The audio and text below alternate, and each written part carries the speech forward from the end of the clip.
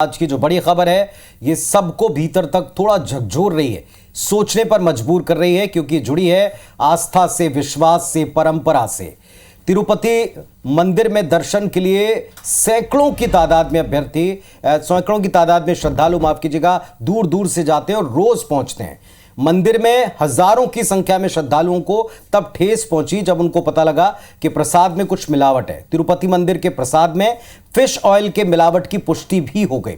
सियासी तूतू में कल से इस पर छिड़ गई है। आरोप प्रत्यारोप का सिलसिला चल रहा है। बुधवार को आंध्र प्रदेश के मुख्यमंत्री चंद्रबाबू नायडू ने पूर्व सीएम जगन मोहन रेड्डी पर यह आरोप लगाया था कि जगन के राज में तिरुपति मंदिर के प्रसाद में मिलावट शुरू हो गई। घी के बजाय जानवरों की चर्बी मिलाई जाने लगी।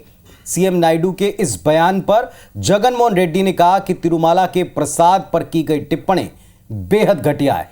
जगन मोहन रेड्डी ने कहा कि मैं और मेरा परिवार इस मामले में शपथ लेने के लिए तैयार हैं। क्या चंद्रबाबू अपने परिवार के साथ शपथ लेने के लिए तैयार होंगे?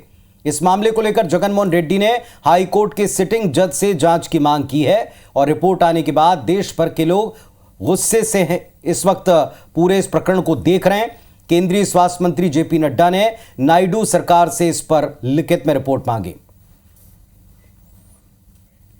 वाईएसआर कांग्रेस की सरकार के शासनकाल के दौरान तिरुपति बालाजी के मंदिर में चढ़ावे के लिए जो लड्डू बनता था वो जानवरों की चर्बी से बनता था।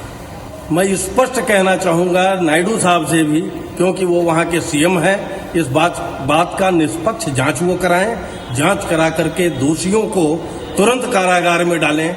सनातनियों को समझना चाहिए कि ये सरकारें हमारा कितना विनाश करने का कार्य करती हैं, हमारे लिए कितना दर्दनाक काम है। जो एक हमारे आराध्य है बालाजी, तिरुपति बालाजी, मतलब आप समझ रहे हैं करोड़ों लोगों के आराध्य हैं और कितनी आस्था है लोगों की वहां पर जा जाकर, और उससे सरकारें चलती हैं उस मंदिर से। हिंदुओं से हाथ से छोड़ करके ईसाइयत को व्यक्ति को वहां पर बैठा दिया है। तो ऐसी स्थिति में आशा क्या किया जा सकता है? जैसा जाँच हुआ है उससे स्पष्ट हो गया है कि ना इसमें जो है यह चर्बी मिलाया गया है और मछली का तेल मिलाया गया है। इसकी बड़ी गंभीरता से सरकार को लेना चाहिए और उसके बाद इसको जांच कराने के लिए जो दोषी जो है उसको दंड दिया गया।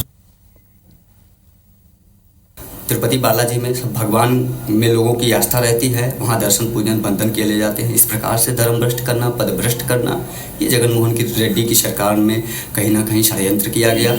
ऐसे लोगों के ऊपर त्वरित और निष्पक्ष कार्यवाही की जानी चाहिए और इन्हें सूली पर लटका दिया जाना चाहिए। प्रसाद में कोलेस्ट्रॉल किया था ना, एनिमल कोलेस्ट्रॉल यूज किया था ना, उससे ऊपर वो